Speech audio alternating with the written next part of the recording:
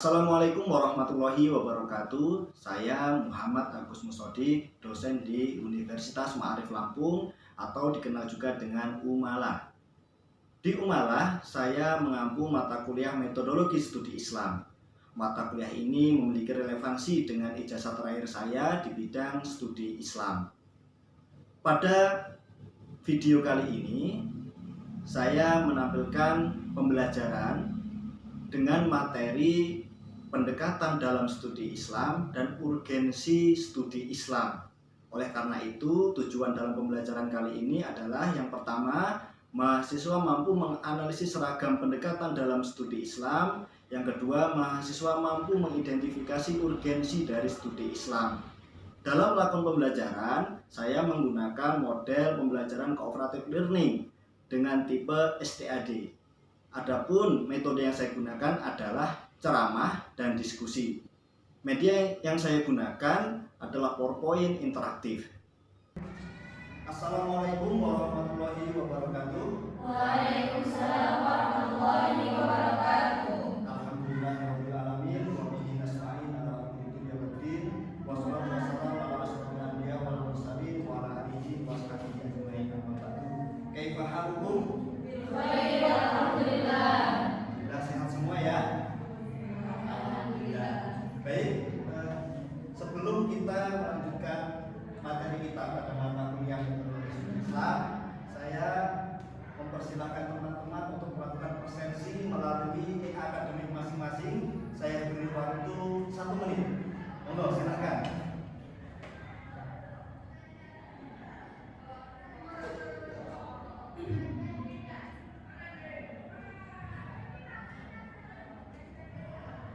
Oke, sudah?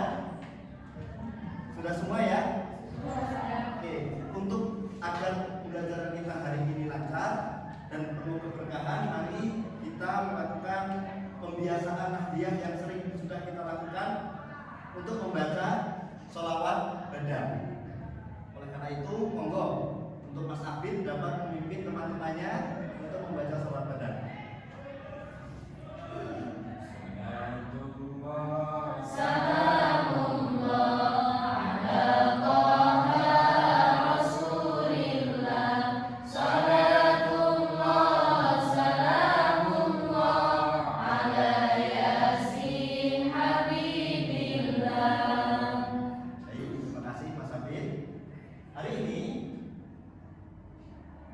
Materi kita ada dua, yaitu pendekatan dalam studi Islam, dan yang kedua adalah urgensi dari studi Islam itu sendiri.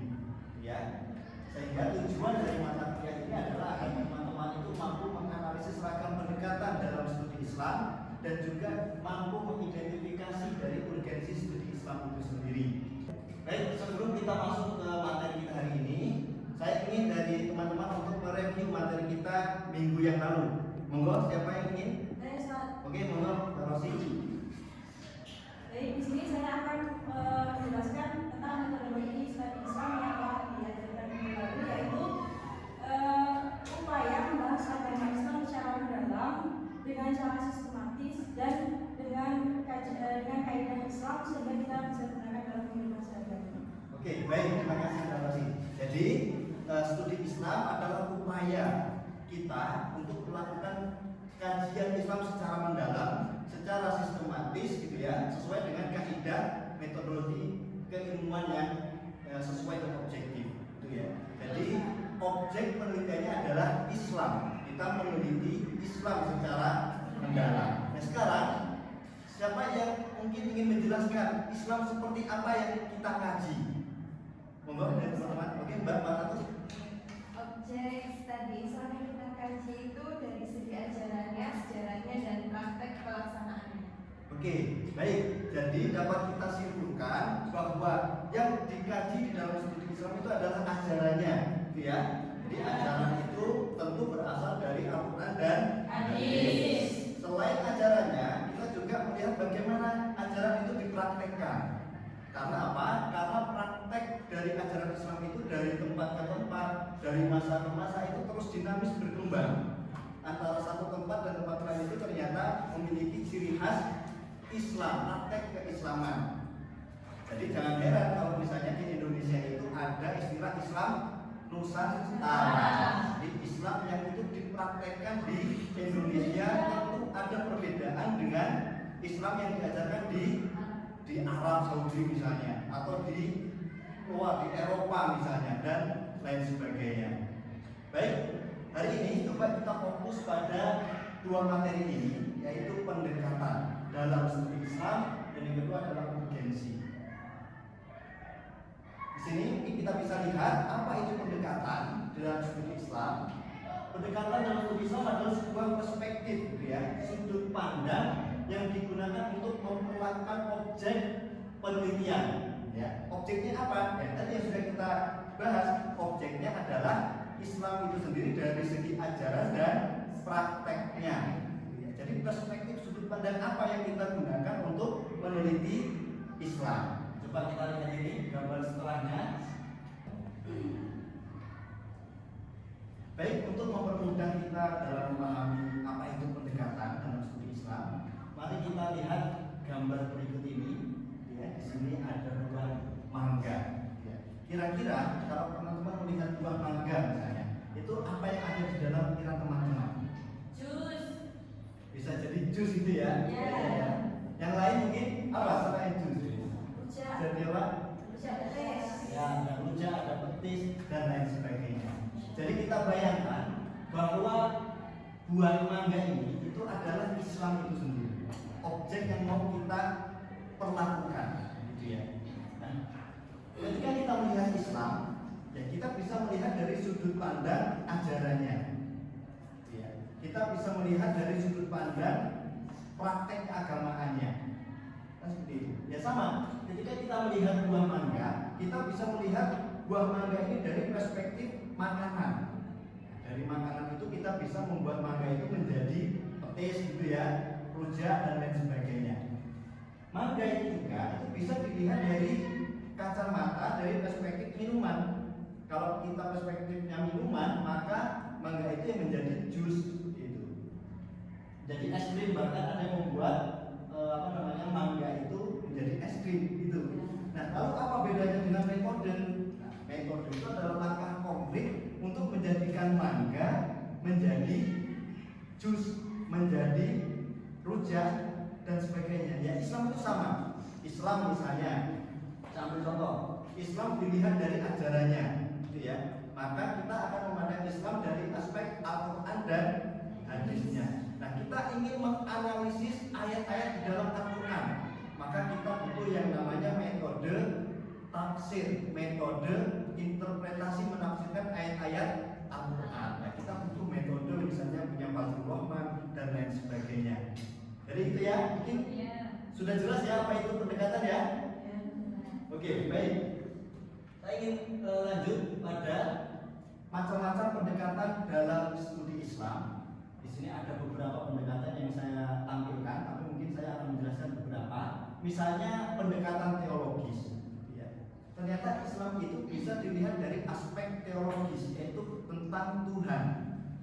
Kita lihat di dalam Islam itu banyak sekali kelompok-kelompok keagamaan seperti Mu'tazilah, seperti Ahlus Sunnah, Khawarij, lalu apa lagi? Syiah, lalu ada Qadariyah, ada Jabariyah. Nah, semua kelompok ini itu membicarakan terkait dengan ketuhanan. Jadi bisa Islam dilihat dari ternyata memang Islam itu dipahami dengan berbagai macam pemahaman tergantung dengan kelompok-kelompok itu. Ternyata Islam itu memiliki banyak sekali interpretasi atau penafsiran. Dari Islam juga bisa dilihat dari pendekatan antropologi. Antropologi itu terkait dengan apa? Agama dengan cara melihat wujud praktek keagamaan yang tumbuh dan berkembang dalam masyarakat. Oke, jadi Islam itu juga ternyata yang bisa kita kaji adalah bagaimana ajaran Islam itu dipraktekkan di dalam masyarakat. Misalnya cara syukur, gitu ya. Cara syukur teman-teman tuh gimana? Makan-makan, gitu ya. Tasyakuran, lalu apa lagi? Sedekah, itu atau yang paling sederhana membaca ya alhamdulillah, ya sujud syukur. syukur gitu ya. Nah ternyata cara syukur di masyarakat itu berbagai macam. Misalnya di daerah-daerah pesisir itu ya, orang-orang pesisir itu melakukan sedekah laut dalam rangka bersyukur atas nikmat yang telah Allah berikan kepada mereka. Caranya gimana? Mereka itu melakukan kepala kerbau. Nah itu termasuk ajaran Islam juga, dengan praktek yang mungkin disesuaikan dengan budaya yang ada di daerah pesisir. Nah itu lalu ada pendekatan sosiologis terkait dengan hubungan antara manusia, pendekatan filosofis, pendekatan historis dari sejarahnya. Misalnya pengkajian Islam awal masuk ke Indonesia itu seperti apa? Apakah dari suku Gujarat, dari India, atau bahkan dari Cina? Karena ada teori ini, tiga ini ya, terkait dengan bagaimana Islam itu masuk ke Indonesia. Nah, jadi banyak sekali kacamata yang bisa kita gunakan untuk meneliti Islam itu sendiri. Selanjutnya, ini adalah kedua, yaitu urgensi. Kenapa sih studi Islam itu penting? Gitu ya. Yang pertama itu adalah umat Islam saat ini dalam kondisi problematis. Bayangkan, sekarang saya mau tanya ke teman-teman, kira-kira yang kita ingat dari kejayaan Islam itu pada masa apa? Dinasti Abbasiyah. Kita itu selalu mengagungkan Islam pada dinasti Abbasiyah. Tapi kita lupa dengan kondisi kita saat ini, gitu ya. Jadi kita itu sedang dalam romantisme masa lalu. Yang selalu diingat masa lalu saja, gitu ya. Masa depan nggak dipikirkan. Ya, kayak Mbak Rosi itu sudah menatap masa depan, sudah lupa dengan masa lalu, gitu. Nah, itu bagus, harus move on. Ya, dengan studi Islam kita itu melakukan upaya move on. Kita harus bangkit lagi seperti masa lalu dengan versi yang lebih baik, kan gitu. Itu salah satu dari versi studi Islam. Yang kedua, membumikan ajaran Islam. Ya ternyata kita tahu ajaran Islam itu sangat dinamis, tidak kaku, kan gitu ya. Sehingga nanti Islam itu ternyata bisa dipraktekkan untuk semua kalangan, kalangan di Indonesia, lalu di daerah-daerah lain, negara lain itu ternyata Islam itu dapat dipraktekkan, tidak melangit gitu. Semua orang di dunia itu bisa melakukan ajaran Islam, tidak hanya orang Arab. Lalu menghindari taksub atau fanatisme. Jadi kalau kita itu sudah belajar studi Islam, jangan sampai kita itu fanatik terhadap diri kita sendiri. Kita menganggap kita paling benar. Nah, nanti akan terbuka yang namanya inklusivisme. Kita akan terbuka terhadap orang lain. Kita menerima perbedaan. Ya meskipun kita tetap memiliki pijakan dalam beragama, gitu ya. Kita memiliki madhab tersendiri di dalam beragama. Tapi kita tidak mengkafirkan, gitu ya. Tidak menyalahkan ajaran dari orang lain. Jadi studi Islam akan membawa kita ke sana. Lalu terbuka atas semua kemungkinan, itu juga sama. Kita akan terbuka pengetahuannya sehingga kita bisa objektif melihat diri kita sendiri dan pengalaman ajaran agama orang lain.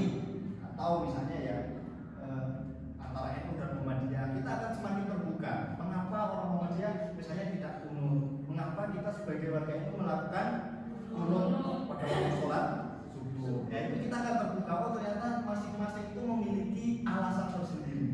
Ya, sehingga kita tidak ekstrim dalam beragama. Baik, selanjutnya saya ingin menampilkan sebuah studi kasus, gitu ya.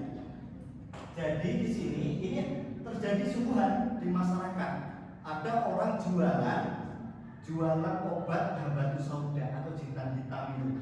Ya, jintan hitam. Lalu dia si penjual ini secara sengaja menampilkan sebuah hadis yang mengatakan bahwa habatus sauda itu obat dari segala penyakit, gitu ya.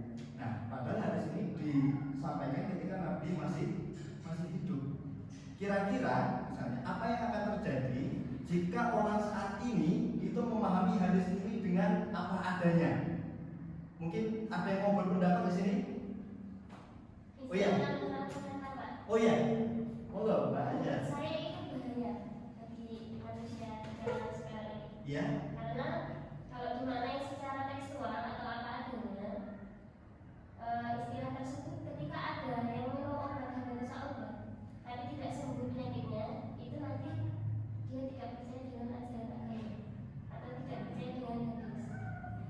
Baik, terima kasih Mbak Anjar telah memberikan pendapatnya terkait dengan studi kasus hari ini. Mari kita beri aplaus untuk Mbak Anjar. Baik, dan saya kira benar ya bahwa kita itu harus memahami Islam secara objektif. Jangan terima apa adanya. Kita sebagai akademisi itu harus melakukan penelitian yang mendalam terkait ajaran Islam yang kita praktekkan. Atau mungkin saja ada orang yang mengajarkan Islam itu ya, itu tidak harus kita terima apa adanya. Kita harus selidiki kira-kira penjelasan orang itu tuh sudah sesuai atau tidak dengan ajaran-ajaran Islam. Baik, saya kira materi kita hari ini sudah selesai. Sebelum saya menutup, mungkin di sini ada yang mau merefleksi kira-kira apa hikmah atau pelajaran yang dapat kita ambil dari mata kuliah hari ini. Monggo siapa? Oke, Mbak Iza. Hikmah atau refleksi yang dapat kita ambil dari mata kuliah pagi ini yaitu kita dapat mempelajari betapa pentingnya mempelajari secara mendalam ajaran Islam supaya kita tidak melihat dari sisi sebelah atau dari luarnya saja, dan supaya kita juga tidak salah paham dengan ajaran Islam. Baik, terima kasih. Saya kira cukup baik ya. Dan kita beri aplaus juga untuk Mbak Iza. Baik, alhamdulillah kita sudah selesai untuk mata kuliah hari ini dan kita lanjutkan di minggu depan ya. Ya, siap. Siap ya?